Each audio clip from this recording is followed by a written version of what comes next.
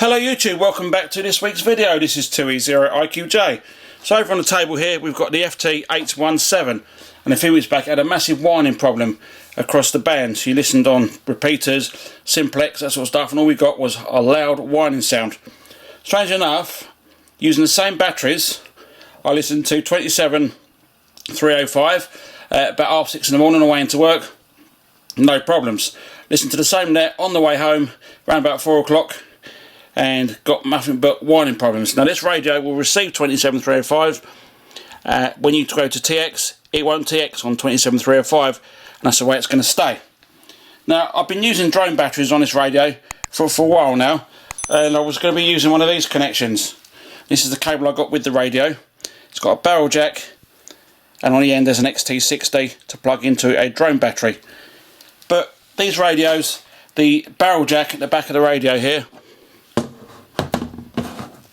tends to break quite easily. Now I bought something that's hopefully going to fix that. They break quite easily, and when I got my FT817 from Radio World, he said it had been repaired by an amateur because the socket had broken. So I've ordered myself one of these. It's a 3D printed part for the FT817, and it sits in the back of the radio, and that screw there, which is a hex screw, will screw into the grounding screw there. And there's also on the side there is an XT60 connector, putting a lot less stress on the socket. Now a friend of mine has got one of these and said when he put his one on, the XT60 batteries we were going to use, in my case this Turnigy with the XT60 connector, it was a bit of a pain to get in and out. So I bought myself some little extension cables, and these were about £3 off eBay. You can make these up yourself, but I thought, well, I'll get mine already done because I'm not very good at soldering. I can solder, but it's not going to be as good as what they got here. And you can add these wires together or just use one of the wires. So they were about £3 each, and this 3D printed part was around about £10 on eBay. You can see it's 3D printed there. So let's go ahead and install this into the radio. So we need a hex screwdriver. So I cracked that one from my RC car toolkit. I've got these. Load of these off, 4 or 5 of these off Amazon, £7 each. Got hex screws, and I've got normal screws as well. All the tools you need to take apart your RC car. So let's go and put this in the back here. That's in. And now we're going to screw this hex screw down.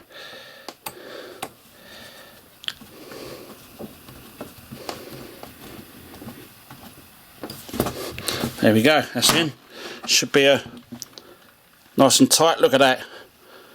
That's going to put a lot less stress on that socket. So now we're going to add our extension cable.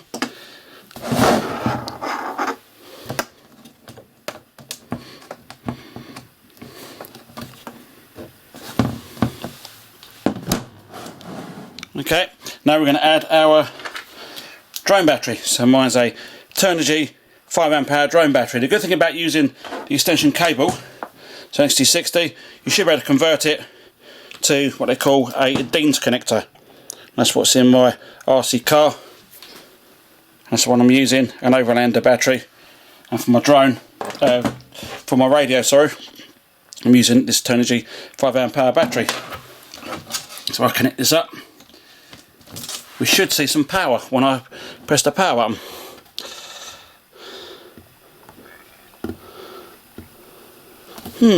I've got no power. Let's find out why. Right, so I've been playing this thing off camera and I can't get it to go. I don't know what I'm doing wrong. You should just be able to plug it in the back, screw the screw in, and away you go. I got a feeling it's going to be in my socket on my radio. When they repaired it, they stuck a different socket in there, so maybe that's the issue, because I know that the drone battery is good, because I plug in the power with the drone battery connected. So it's connected there, give it some power.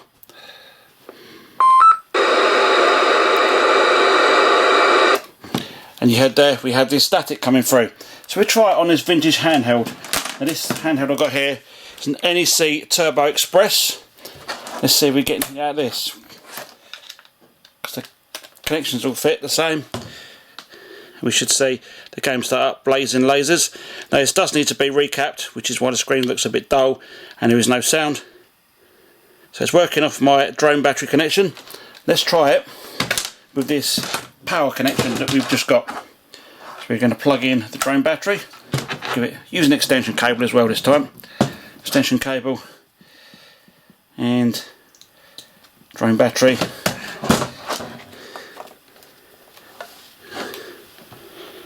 So there we go, look, the connection is working, no problems.